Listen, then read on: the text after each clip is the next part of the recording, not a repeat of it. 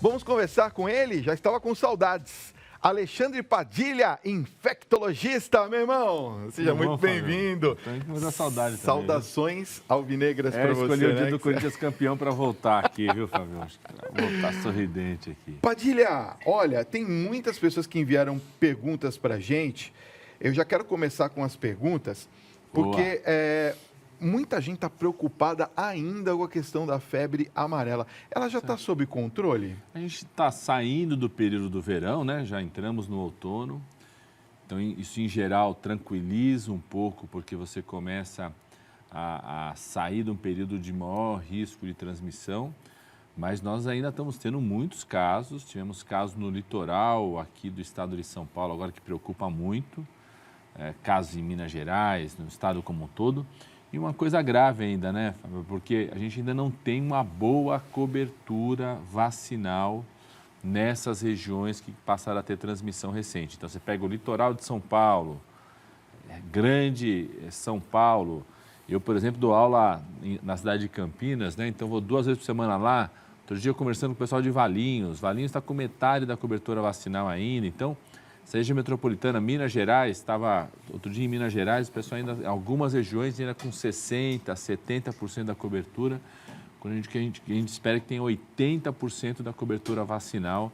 Então ainda preocupa e aproveitar agora, né? Quem não se vacinou, aproveita para vacinar agora, está mais tranquilo, passou aquela correria, passou o desespero do pessoal, então aproveita para se vacinar. Quem tem indicação de tomar a vacina da febre amarela, aproveita para se vacinar agora. Agora, o fracionamento funciona mesmo? Deixa eu falar, não é ideal, né?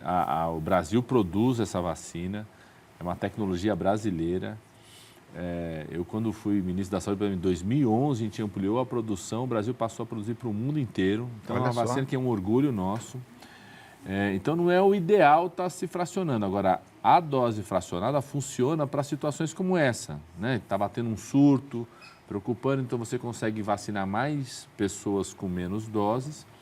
Essa dose consegue te proteger para esse surto. Tem estudos nos quais eu confio, inclusive, que já estão apontando que essa dose também chega a proteger a pessoa por 8 anos, pelo menos. A pessoa tem que tomar uma nova dose dessa vacina naquele intervalo de 8 a 10 anos, que é o que a gente fazia antes de 2013. Antes de 2013, no mundo inteiro se tomava essa vacina pelo menos uma vez a cada 10 anos. Em 2013, com vários estudos, a Organização Mundial de Saúde fez uma recomendação permitindo que você não precisasse repetir mais quando você tomasse a dose completa. Então, a dose fracionada serve para proteger imediatamente, então tem que tomar. E também te protege por pelo menos 8 anos, aí você repetiria a dose daqui a 8 anos, ficaria protegido para a vida inteira. Tá bom. Olha, eu quero que você envie as suas questões, 11 95033 6870. Vamos para Goiás, já tem a primeira questão que vem de lá da Dolores. Ela diz assim, Fábio, pergunte ao Padilha, por favor, por que os casos de H1N1 em Goiás têm aumentado tanto? Ela mora em Brasília, mas está receosa de voltar para Goiás. Por que aumentou? O Dolores, é bom você falar até... eu estava esse fim de semana em Boston, nos Estados Unidos, falar para uma conferência em Harvard. Na região de Boston, é a região onde tem o maior número de brasileiros nos Estados Unidos. Tem mais de 300 mil brasileiros. Então, o que acontece? E muitos do estado de Goiás. Então, o que pode estar acontecendo é que voltou muito um afluxo de brasileiros que voltam a morar e migram para os Estados Unidos ou para o hemisfério norte como um todo. O inverno no hemisfério norte começa lá em dezembro, né? Final de novembro, dezembro, janeiro, fevereiro. Então, as pessoas acabam pegando o vírus H1N1 nesse período do inverno.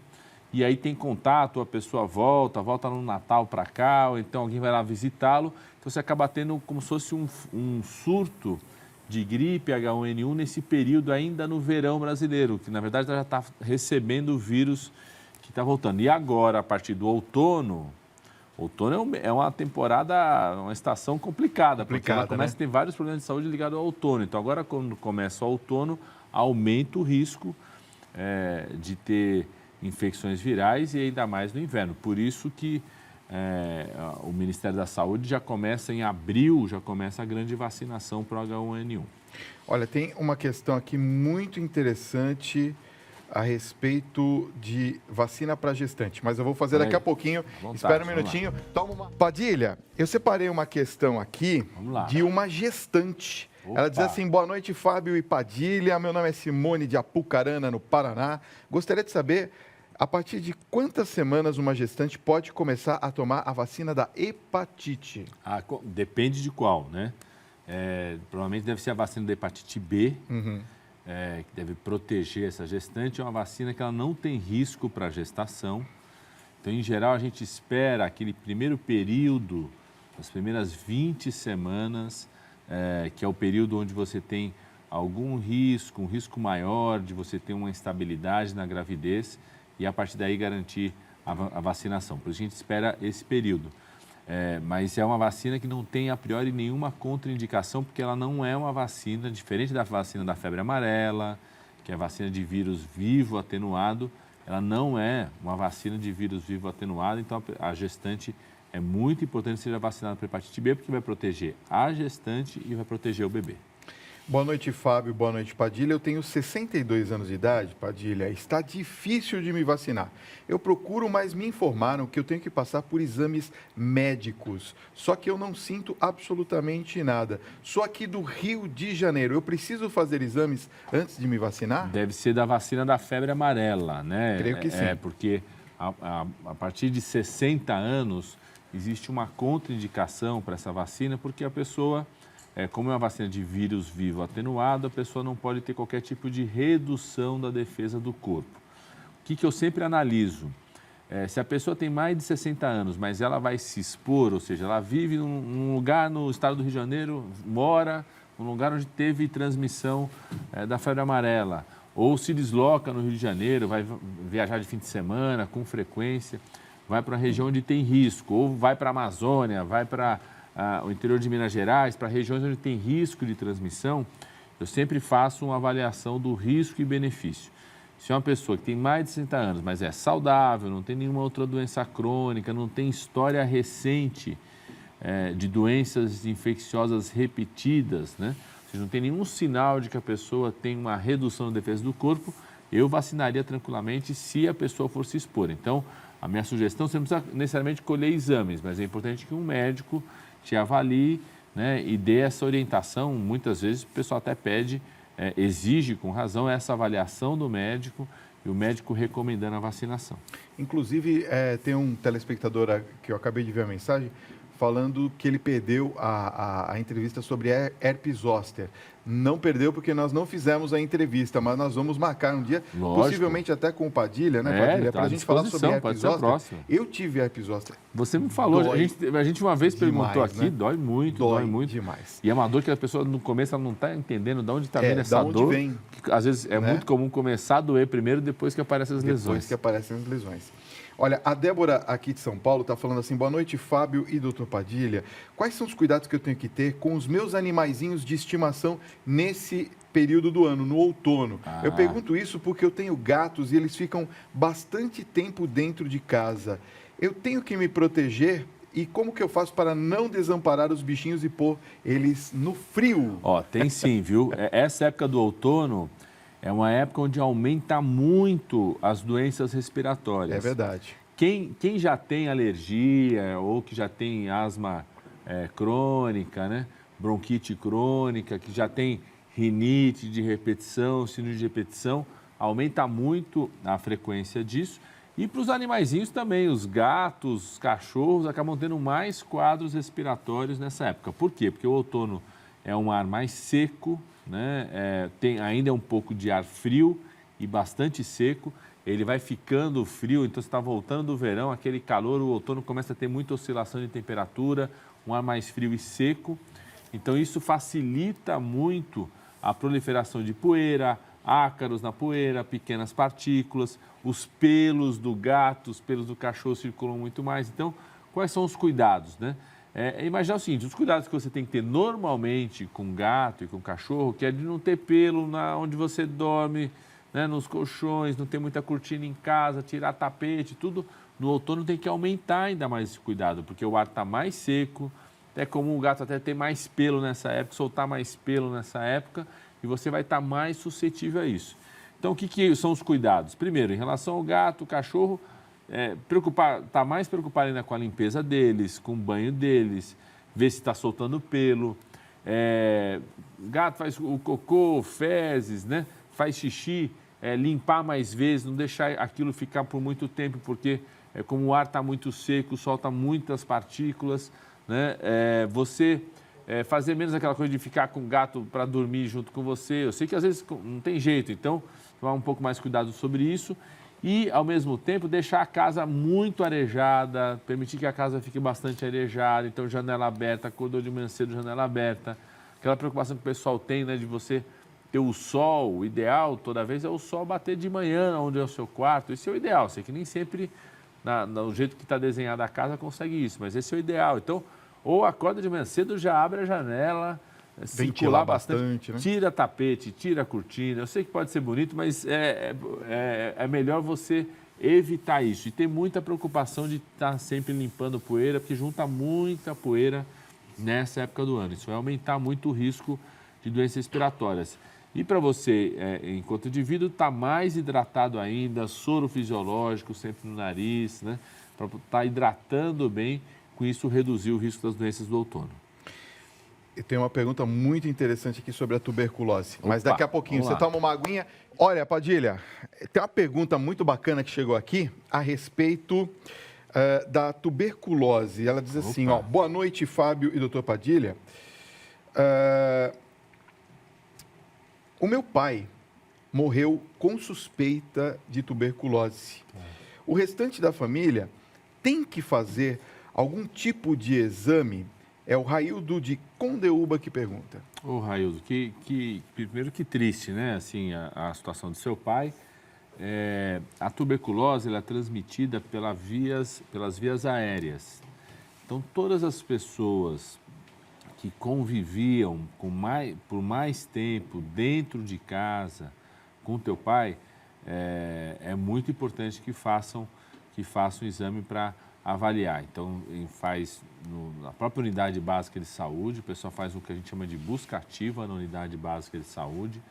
É feito lá pelo médico de família e comunidade, vai lá, faz o exame, às vezes vê se a pessoa está tossindo, se tem tosse, faz escarro, senão a gente faz um exame que a gente chama de exame de Mantoux, que mostra o contato ou não com o bacilo da tuberculose.